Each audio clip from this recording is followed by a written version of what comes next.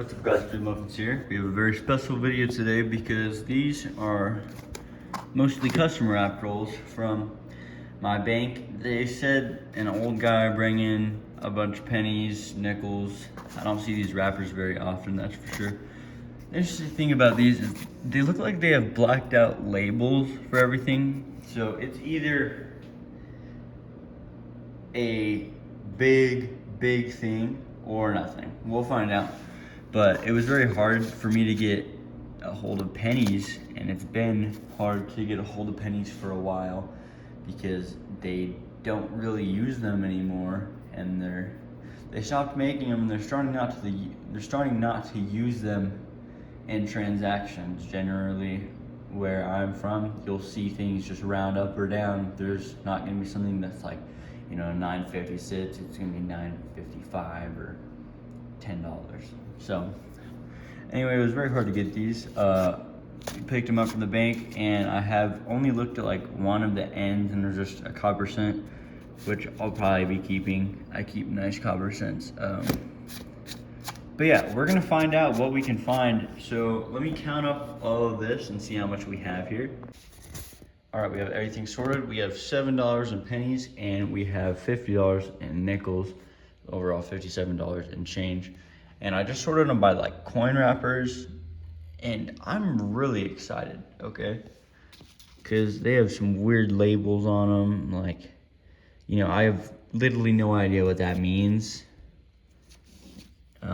Everyone has their own ways of doing stuff, and we have just a bunch. We have seven different types of customer wrapped nickels, and then we have these unopened machine rolled nickels, and then we all have the same kind of deal with the pennies, and they all have blacked out labels.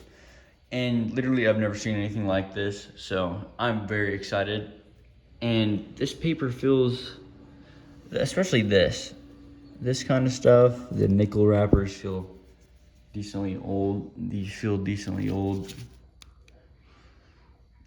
I'm excited to get into this. Let's just get it started with roll one of the nickels.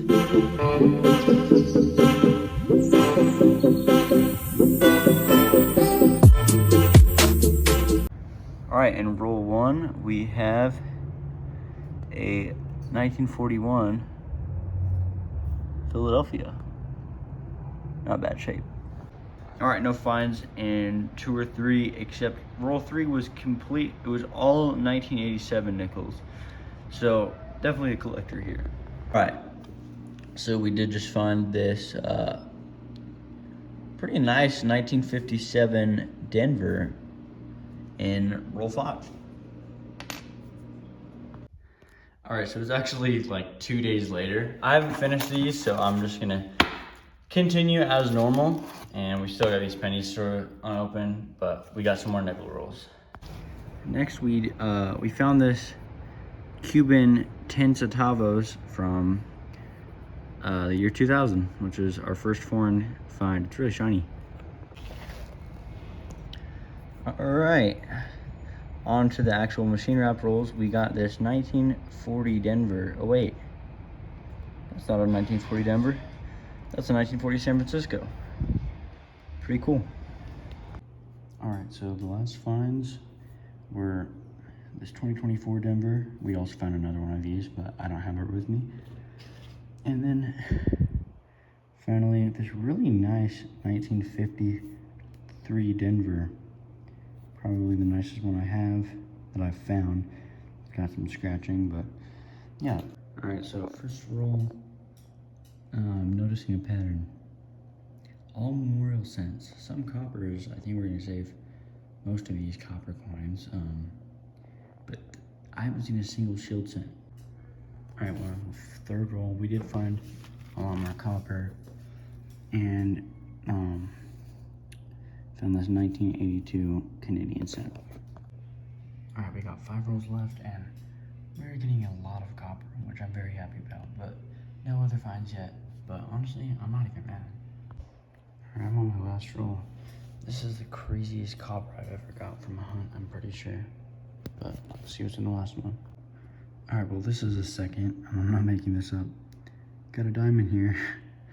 I don't know if you guys remember, I found one on my live stream a couple months ago, but this is the second time it's happened. But this wasn't a customer wrapped roll. I think the other one was in a bank wrapped roll, so it was even more crazy.